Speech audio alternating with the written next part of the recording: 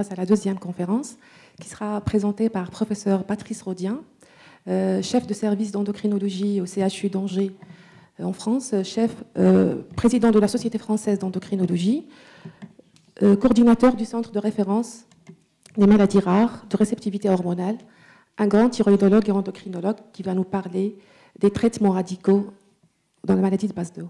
À vous la parole.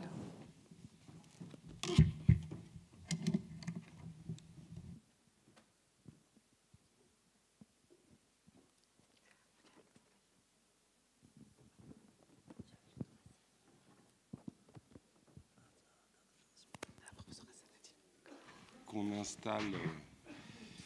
Je vois que j'ai l'air sévère sur cette photo. Merci beaucoup à la Société marocaine d'endocrinologie, diabétologie, nutrition de cette invitation.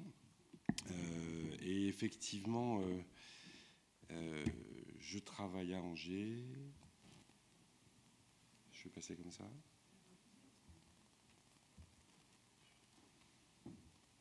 Ah non, c'est pas comme ça, pardon. Alors, on va revenir un peu en arrière. Voilà, je travaille à Angers. Moi, c'est la première fois que je viens à Fès, et donc je vous montre l'hôpital d'Angers pour ceux sans doute nombreux qui ne connaissent pas. Et donc, on est basé derrière le bouquet d'arbres à côté de la chapelle. Et je suis aussi président de la SFE, et je pense que c'est à ce titre qu'on m'a demandé de venir vous parler aujourd'hui, puisqu'on avait élaboré en 2016 un consensus sur la maladie de Basedow. Alors on a un petit peu traîné pour le publier, c'est-à-dire qu'on s'est fait scooper par la Société européenne de thyroïdologie qui a publié les guidelines juste avant, et on était globalement à peu près dans la même ligne, sauf sur certains points. Ce consensus, il avait été présenté en 2016 à la SFE, au congrès de la SFE à Bordeaux, et vous pouvez le retrouver. Vous pouvez le retrouver si vous allez sur le site de la SFE et si vous allez cliquer là, vous trouverez les consensus. Et donc il y a le consensus, le diaporama de la présentation en français. Et puis, si vous voulez lire, il a été publié finalement avec un peu de retard en décembre 2018. Et j'avais mis un point d'honneur et j'étais assez heureux d'avoir pu faire participer des collègues du Maroc, de Tunisie et d'Algérie à ce consensus qu'on essayait de définir comme le consensus francophone plus que français sur la prise en charge de la maladie de Basedow. Alors, le consensus, il a été fait à partir de groupes de travail où on a défini quelques thématiques, des groupes de relecture, une association de patients, 3 réunions présentielles, un certain nombre, et comme j'avais mis en bas de la diapo, la dernière séance, la dernière discussion un peu agitée avait eu lieu la veille de la présentation, puisqu'il y avait toujours des points sur lesquels on avait du mal à se mettre d'accord. Et vous voyez, il y a Madame Iraki qui avait participé à la relecture de ce consensus. Alors, on avait fait un peu d'épidémie aussi et de présentation globale, et j'ai massé cette diapositive où cette diapositive disait finalement tout est problématique dans la maladie de Basedow. De la physiopathologie au diagnostic, à la prise en charge et au suivi, tout est problématique et tout est sujet à discussion. C'est d'ailleurs pour ça qu'on est obligé de faire des guidelines et des consensus, parce que si c'était simple, il n'y aurait évidemment pas besoin, il suffirait de lire les textbooks. Alors le traitement, puisque je dois traiter du traitement radical, finalement la première question c'est pourquoi et quand discuter un traitement radical ? Et effectivement, on a mis dans les premières recommandations que le choix entre les différents traitements de la maladie de Basedow devait se faire après explication et discussion avec le patient des différentes modalités qu'on a, en précisant bien que c'est un avis spécialisé, c'est les endocrinologues qui doivent décider avec le patient du traitement, si on ne veut pas se retrouver devant des situations un peu catastrophiques. Qu'est-ce qu'on va avoir pour nous aider à décider ce qui va être le mieux pour le traitement, pour le patient ou la patiente, plus souvent qu'on a devant nous ? La notion du pourcentage de guérison ou rémission prolongée après traitement par antithyroïdien, quelles sont les chances qu'on ait une bonne adhésion au traitement et quelle est la facilité d'accès au traitement et au suivi ? Quel est l'âge du patient ? Est-ce qu'il y a un souhait de grossesse ? Est-ce qu'il y a des pathologies intercurrentes ? Est-ce qu'on a une orbitopathie ? Et puis, est-ce qu'on a cette espèce d'ambiance de plus en plus fréquente en France et dans le reste de l'Europe et probablement un peu partout dans le monde l'affection pour les maladies, pour les traitements naturels, pour les médecines parallèles, pour le pas trop de médicaments, pas de traitement agressif, qui devient singulièrement compliqué à gérer dans la discussion du traitement. Et est-ce que le patient peut accepter un traitement à vie si on va au traitement radical? Alors effectivement, on a redit que quelle que soit l'option thérapeutique qui sera choisie, ça doit commencer par un traitement antithyroïdien pour ramener une euthyroïdie. Alors on est en parfaite contradiction avec nos collègues nord-américains, puisque envisagent très volontiers un traitement par radioïode très rapidement, et ils disent que si vraiment l'hyperthyroïdie est un peu sévère ou s'il y a des pathologies intercurrentes, alors peut-être qu'on mettra un petit peu d'antithyroïdien en plus des bêta-bloqueurs pour calmer le jeu. Si on regarde ce qui se passe dans une étude de pratique qui avait été faite en France par Bernard Gouachaud, on voit que dans la maladie de Basedow, 91%, enfin, une maladie de Basedow nouvellement diagnostiquée, 91% des patients auront un traitement antithyroïdien préférentiel. Et puis, il y aura une minorité qui ira rapidement à la chirurgie ou rapidement au traitement par radioïode. On avait dit que quel que soit le schéma thérapeutique, la durée standard de traitement, c'est de 12 à 18 mois. Alors, quel que soit le schéma thérapeutique, c'est entre antithyroïdien seul, dose titrée, ou antithyroïdien plus hormone thyroïdienne, le fameux schéma combiné ou la block replace thérapie. Mais on dit on part sur 12-18 mois de traitement, c'est un traitement prolongé. Alors, je trouve que les guidelines sont un petit peu de l'ETA sont un petit peu présomptueuses en disant que le traitement fait diminuer les anticorps. Moi, je suis assez persuadé que les anticorps diminuent tout seuls et que simplement, on ouvre le parapluie. C'est Xavier Bertagna qui expliquait beaucoup ça en disant, finalement, qu'est-ce qu'on fait dans la maladie de Basedow? Il y a un gros orage, il pleut, vous ne pouvez pas arrêter l'orage, vous ouvrez le parapluie et vous attendez la fin de l'averse. C'est ce qu'on fait avec les antithyroïdiens, on attend que ça se calme, en réalité.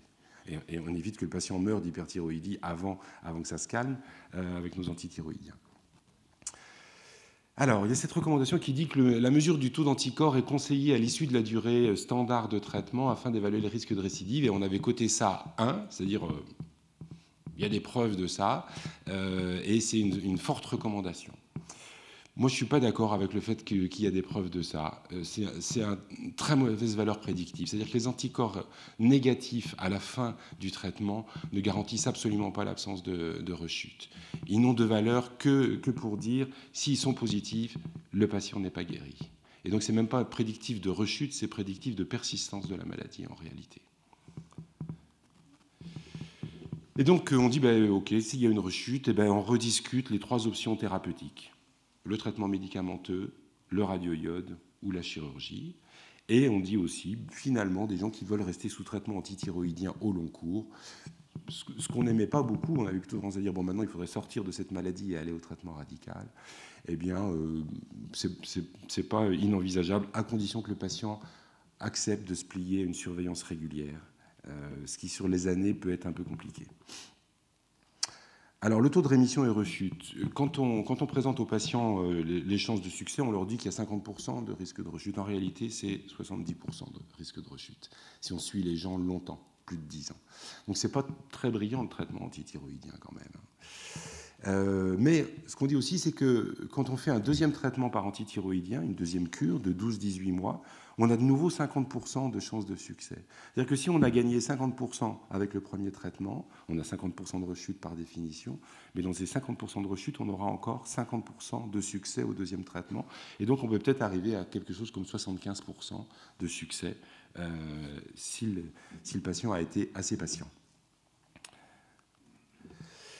Alors, le traitement chirurgical, quand on décide qu'on va aller au traitement radical plutôt que de laisser un traitement antithyroïdien, ce qui avait été dit clairement, c'est que la chirurgie, c'est en cas d'échec du traitement médical ou de non-indication ou contre-indication ou impossibilité de poursuivre le traitement médical.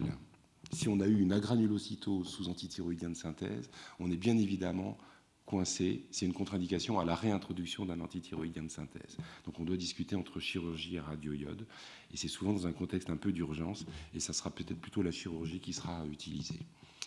Elle doit être réalisée après retour à l'euthyroïdie, et elle doit être réalisée dans un centre expert. Ça, c'est très important quand on discute avec les patients des avantages et inconvénients, c'est-à-dire que la chirurgie thyroïdienne, c'est merveilleux, on est guéri le lendemain de l'intervention. à condition qu'on n'ait pas des complications. Alors on peut en avoir, même dans les centres experts, on descend rarement en dessous de 1 à 2% de risque de paralysie récurrentielle ou de risque d'hypoparathyroïdie. Ce qu'on appelle un chirurgien expérimenté, c'est un chirurgien qui fait au moins une chirurgie thyroïdienne par semaine en moyenne. Un chirurgien, pas l'équipe, le chirurgien. En première intention, c'est une thyroïdectomie totale. On préconise plus les thyroïdectomies de réduction qui se faisaient autrefois, les subtotales, parce que finalement, ça expose à un risque de récidive et ça ne diminue pas vraiment beaucoup le risque de complications.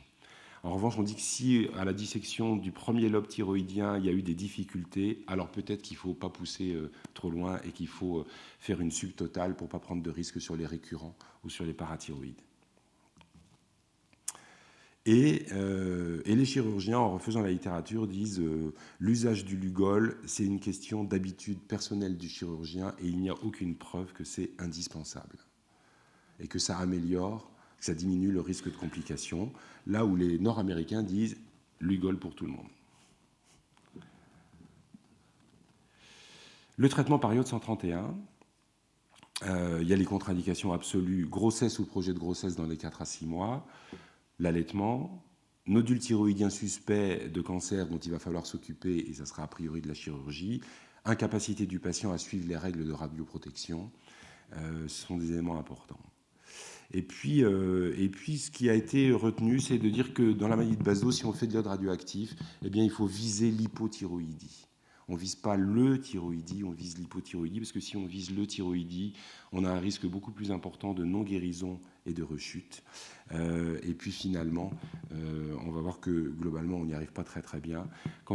Même quand on a visé avec des calculs savants la stricte euthyroïdie, au fil des années, une majorité de patients vont se retrouver en hypothyroïdie quand ils ont été traités par iode 131 pour une maladie de Basedow, ce qui n'est pas la même chose que les traitements de goitre nodulaire ou multinodulaire toxiques. Il est souhaitable de préparer les patients par les antithyroïdiens. Il n'y a guère qu'une hyperthyroïdie très très modeste, l'hyperthyroïdie fruste, à la limite avec une TSH effondrée, mais une T4 et une T3 normale, pour lesquelles on pourrait administrer du radioïode d'emblée. Mais j'insiste, les Nord-Américains, même pas peur de l'hyperthyroïdie avec l'iode 131. Et que je sache, ils n'ont pas non plus de catastrophe. Donc on a une certaine frilosité. Bon, c'est une pratique, c'est de bonne guerre quand même de rester prudent. Et il y a la grande question de faut-il arrêter les antithyroïdiens pour traiter par iode 131 ? Eh bien finalement, quand on fait la littérature, et je l'avais fait il y a quelques années, on m'avait demandé de plancher là-dessus, c'est loin d'être démontré que les antithyroïdiens posent problème pour le traitement par iode 131. Globalement, on a peut-être besoin de mettre une dose un petit peu plus forte. On a peut-être un peu moins de guérison, mais c'est statistiquement non significatif. Et si on doit les arrêter, c'est pas plus de 2 jours avant, ça suffit. Entre arrêter 2 jours ou 7 jours avant, c'est la même chose pour le taux de rechute et le taux de guérison.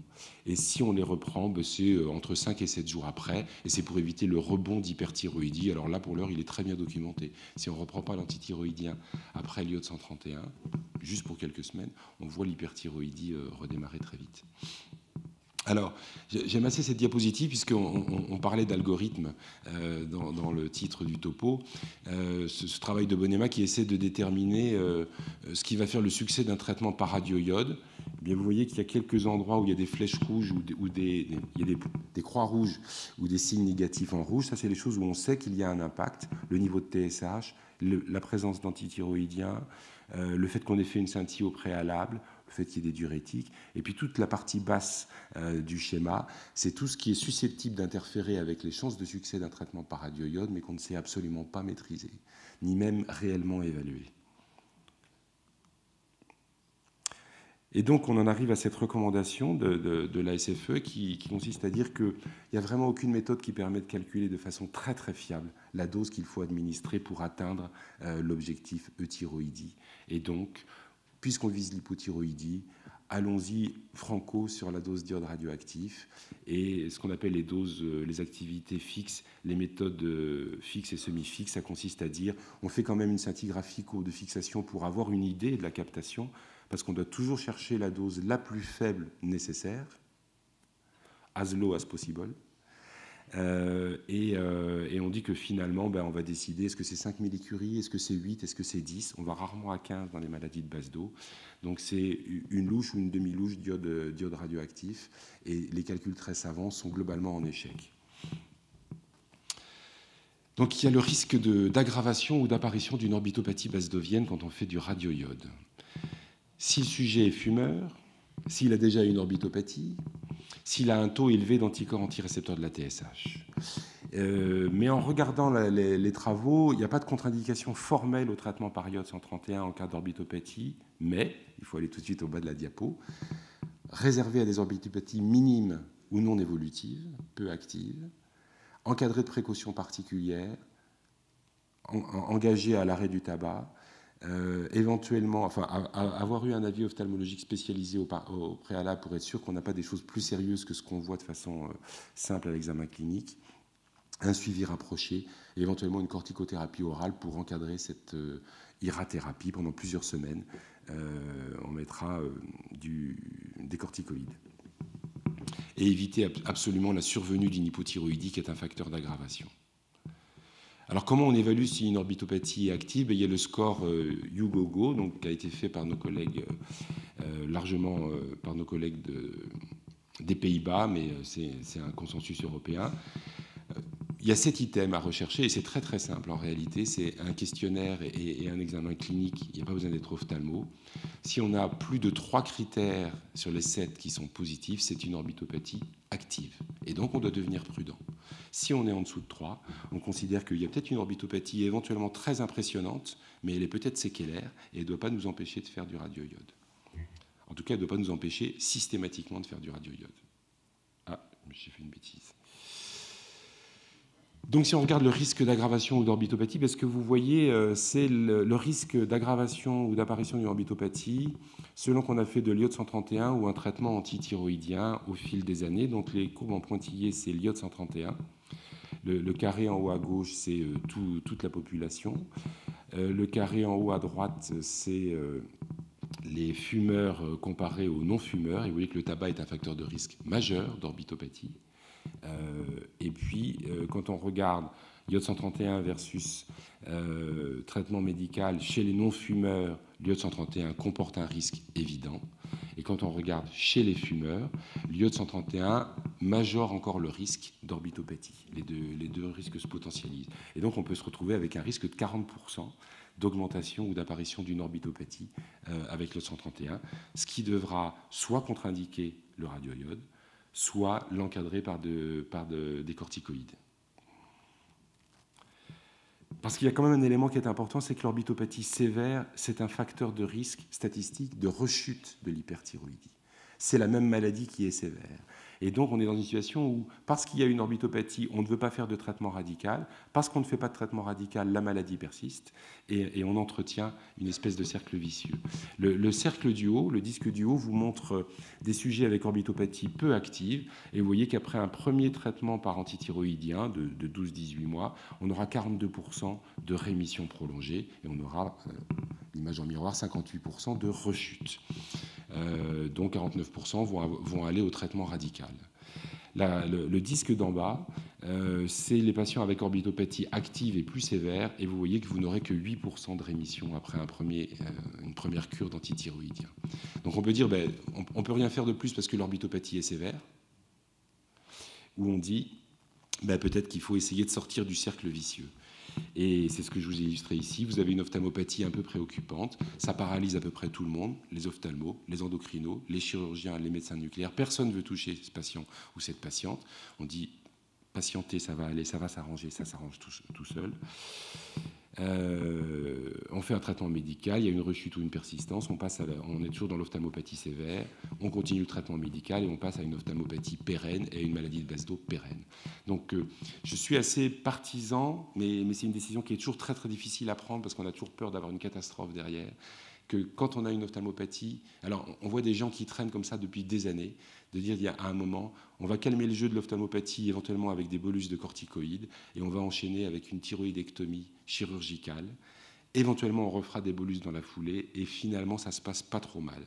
Mais c'est une situation extrêmement stressante pour l'endocrinologue qui prend la décision et pour le chirurgien et l'ophtalmologue. La question de la grossesse, on l'a vu, contre-indication au radioïode, c'est plutôt traitement médical. Et ce qu'on a dit, c'est que quand on a besoin d'un traitement radical, ça sera la chirurgie. Et c'est vraiment pour les hyperthyroïdies qu'on n'arrive pas à contrôler pendant la grossesse, ou pour qui on est obligé de laisser des fortes doses d'antithyroïdiens, ou bien si on a une intolérance aux antithyroïdiens. Contre-indication d'une grossesse pendant les 6 mois qui suivent un traitement par radioïode, donc contraception. Et puis, on a ajouté le fait que si une femme a un projet de grossesse dans les 2 ans, il vaudrait mieux faire de la chirurgie plutôt que du radioïode, parce que les anticorps antirécepteurs de la TSH vont décroître beaucoup plus lentement après radioïode qu'après chirurgie.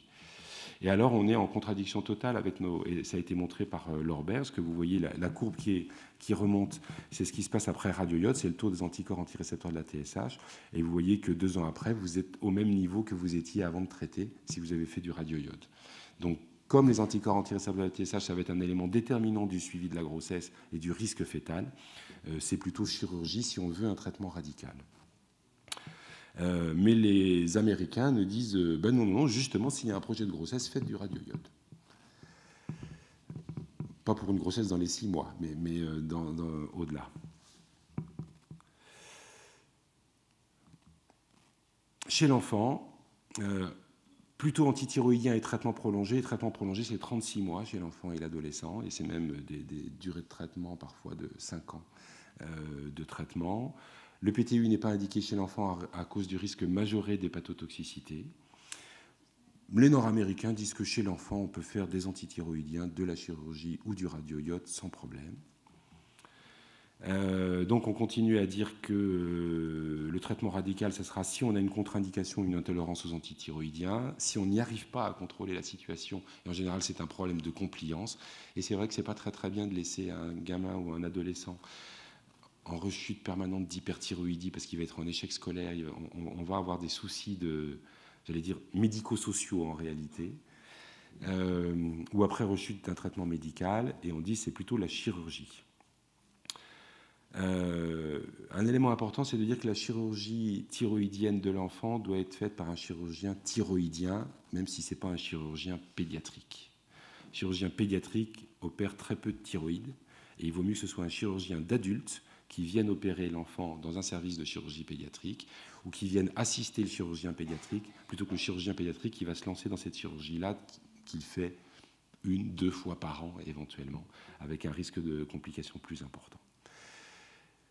Et on a rajouté cette phrase qui est que l'iode 131, en réalité, il n'y a pas de contre-indication chez l'enfant si on attend d'avoir dépassé l'âge de 5 ans, et que les données nord-américaines sont plutôt rassurantes. Alors un algorithme, il faut tenir compte de l'âge et des comorbidités. Cette diapositive, elle vous montre que même une hyperthyroïdie infraclinique, ça donne un surrisque de mortalité cardiovasculaire chez les sujets de plus de 65 ans déjà ayant une cardiopathie. Et c'est la courbe verte. Vous voyez la mortalité cardiovasculaire à gauche et la mortalité toute cause confondue à droite. Donc, sujet âgé, pathologie cardiaque, pathologie intercurrente, c'est une indication à un traitement radical. Insuffisance respiratoire, autre maladie chronique dont le patient a déjà fort à faire de s'occuper pour aller tout de suite au traitement radical. Après, retour à l'euthyroïdie, bien sûr, mais engager d'emblée ce traitement radical. Souhait de grossesse, on en a parlé, orbitopathie. Et puis la facilité d'accès et la compliance sont des éléments de plus en plus importants, et en particulier notre fameuse crise du lévothyrox en France a fait qu'on a un certain nombre de patients et de patientes qui nous disent mais il est hors de question que je prenne un traitement à vie, et donc je préfère rester sur un traitement prolongé et essayer d'avoir une rémission. Si on reprend l'algorithme de l'ETA, j'ai juste rajouté moi quelques petits points. J'ai rajouté l'accès aux soins par rapport à la décision personnelle.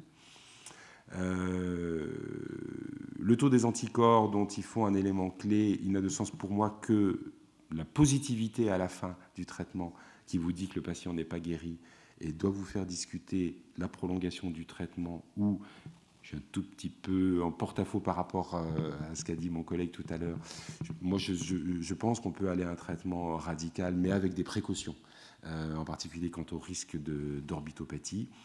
S'il y a des nodules, ce n'est pas une contre-indication au radioïode, mais il faut s'occuper des nodules et aller jusqu'à la cytoponction pour savoir si c'est des nodules bénins.